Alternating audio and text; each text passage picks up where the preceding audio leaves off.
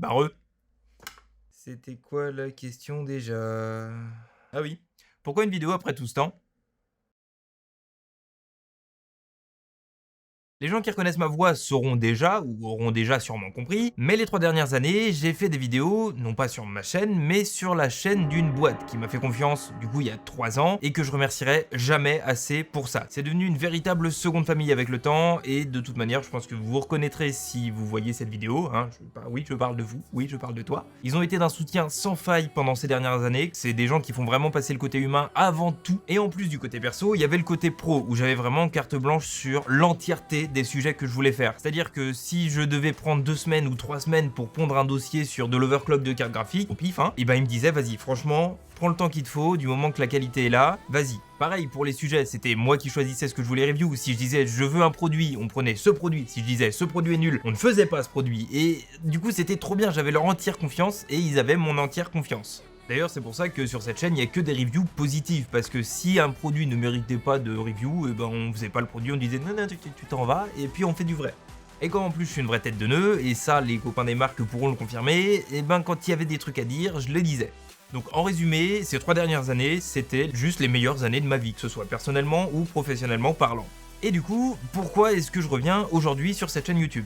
Bah en fait c'est très simple, pendant que je faisais ces vidéos, il y a différents constructeurs, revendeurs, agences, etc. qui m'ont proposé des postes. Et du coup très récemment, on m'a proposé un poste de RP que cette fois-ci j'ai accepté. Alors un RP, pour ceux qui ne connaissent pas, c'est les acronymes de relations publiques ou relations presse.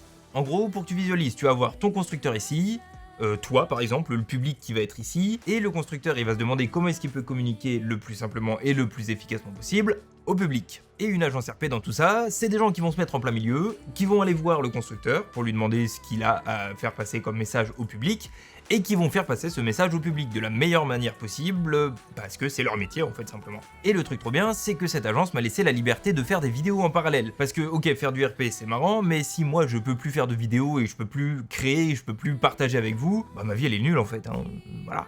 Du coup, je me suis dégoté un appareil photo, je me suis dégoté un setup audio avec les 2 micros dont on reparlera tout à l'heure, ainsi que voilà, les lumières, tout ça là. Un vrai youtubeur, moi je vous dis un vrai youtubeur. Et puis on est reparti sur cette chaîne.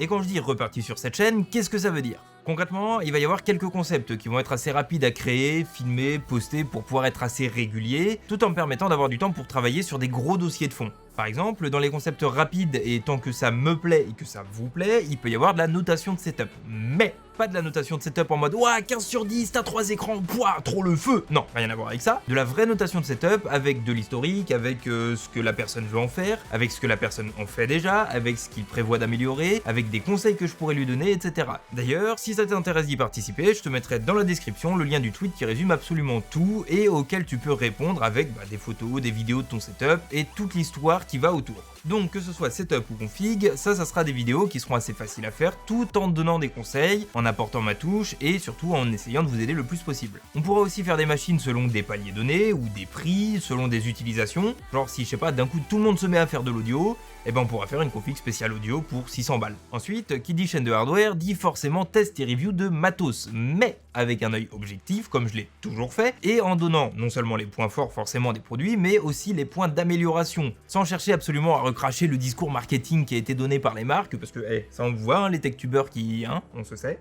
Et du coup en étant toujours forcément le plus qualitatif possible, que ce soit dans le fond ou dans la forme. En parallèle de ça, je pourrais donc sortir ce que j'appelle des gros dossiers, que ce soit des vidéos comme le choix de la RAM, que j'ai pu faire sur cette chaîne d'ailleurs il y a 3 ans je crois, ou encore comme l'overclocking de carte graphique, l'overclocking de RAM, le sens des ventilos sur un watercooling, etc. que j'ai pu faire du coup sur l'autre chaîne, mais qui prennent forcément beaucoup plus de temps à créer, puisqu'il faut se renseigner sur toutes les possibilités des produits, après il faut avoir le matos, après il faut le tester, après il faut filmer, après il faut monter, enfin bref, ça prend du temps. Donc je me dis que si je fais des concepts rapides d'un côté pour être assez régulier et des gros dossiers de l'autre, eh ben on a tout bon en fait. Toi t'as du contenu régulier de ton côté, moi ça me permet de faire des grosses vidéos et des petites vidéos bien plus faciles à faire, et YouTube est vachement content parce que YouTube a plein de vidéos et qui se dit ouah trop bien le référencement, tout ça, voilà, Et enfin dernier bonus, et c'est pour ça que les 2 gros micros sont là derrière, et ben il se pourrait qu'on fasse des streams, et notamment avec Piwi, que tu connais peut-être si tu regardes déjà Capet, et qui est un mec qui a des connaissances de fou furieux, qui adore débunk tous les sujets marketing, tous les sujets d'optimisation, etc.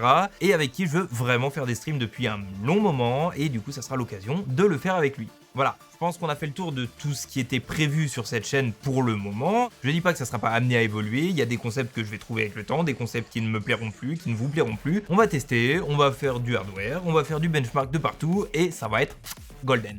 Tiens, et puis tu sais quoi, pour l'outro, on va la faire à l'ancienne. Si tu veux voir ce que ça va donner, tu peux t'abonner. Si cette vidéo t'a plu, tu peux laisser un like pour me le montrer. Et si tu as des concepts que tu aimerais que je fasse ou des idées quelles qu'elles soient, tu peux me les indiquer dans les commentaires. D'ici là, on se retrouve dans la prochaine vidéo.